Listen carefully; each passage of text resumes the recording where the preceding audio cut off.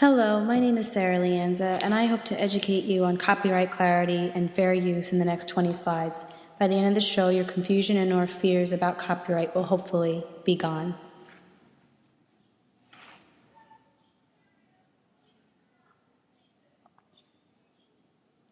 Let's begin with Mr. Taylor's story, an English teacher from Chicago who wanted his students to re-edit an image sequence from The Simpsons to convey a scene from Romeo and Juliet. Unfortunately, even with great success, Mr. Taylor wasn't able to share their work, as his tech coordinator said it violated copyright. From a teacher's perspective, he or she might say it's a violation of personal creativity and uniqueness, right? And even limits our personal resources. As you can see, the frustration and agitation would rise in a situation like this.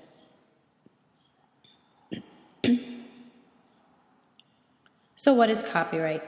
Well, it's the owner's legal right to reproduce, display, transmit, or modify work they have created. So you might be asking yourself, well, how have teachers over the years developed innovative units and assignments in order to engage their students? The answer is fair use. Yay! Under Section 107 of the Copyright Act of 1976, fair use, as Peter Jasny says, gives people a right to use copyrighted material when the cost to the copyright holder is less than the social benefit of the use of the copyrighted work. Therefore, the power of fair use gives people the right to use copyrighted materials freely without payment or permission. However,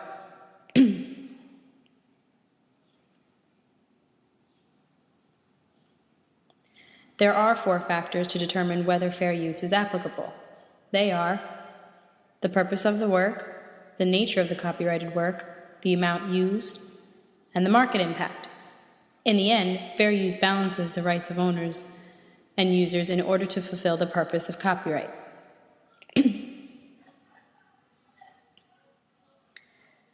So then why are we still confused?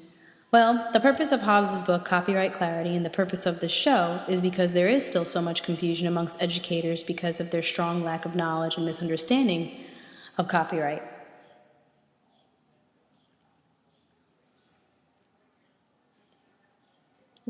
So you probably sound a little like this.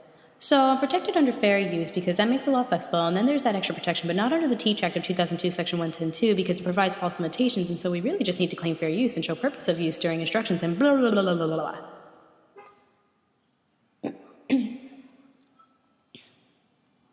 Oh, just relax. Not only are most educators protected under the flexibility of fair use, but we even have a little something extra under Section 110.1 of the Copyright Act, which pretty much makes copyrighted materials available as resources.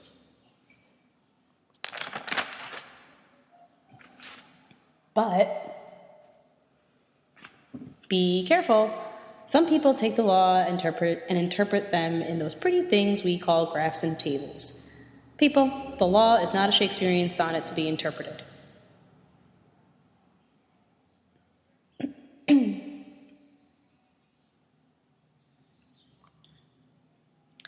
So let's take a look at another case, Sarah Sutter's case, a photography teacher in Maine who creatively had her students collaborate their work with other students through Youth Voice Web. Their productions included copyrighted images which were embedded with the site. So, does this constitute fair use for Sarah and her students?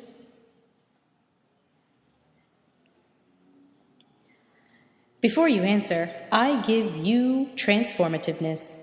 Or, in other words, context versus nature, as Peter Jasny says. Jasny explains that transformativeness asks, has the user added value or repurposed the work? In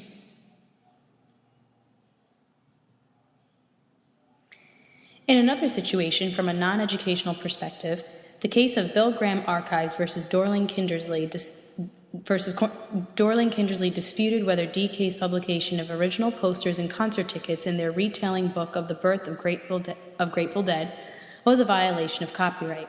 To make a long story short, the Supreme Court and Second Circuit Court ruled in favor of DK under the doctrine of fair use. How? Well, back to the idea of transformativeness, as indicated in Figure 3.1 in Hobbes's text. The original purpose of the posters was to generate publicity for a concert, and the purpose of the new work was to document and illustrate the concert events in historical context.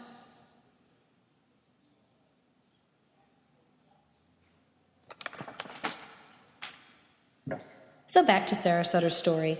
As Hobbes would tell us to do, you need to ask yourself 2 questions. Did the unlicensed transform the material taken from the copyrighted work by using it for a different purpose other than that of the original, or did it just repeat the work for the same intent and value as the original? And was the material taken appropriate in kind amount, considering the nature of the copyrighted work and of the use?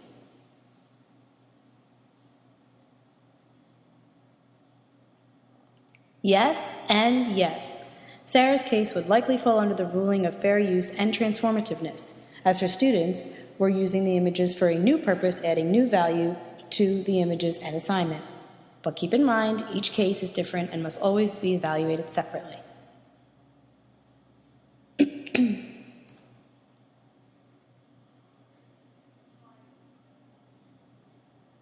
And as far as evaluation goes, just think and always act in good faith, a general rule of thumb. Fair use is not to be used as a checklist.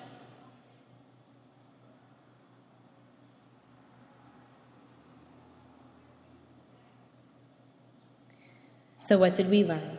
We learned what copyright is, how it can be violated, how educators and non-educators are protected under the doctrine of fair use, with specific evaluation, of course, how to evaluate your own nature and purpose of copying, and to always act in good faith.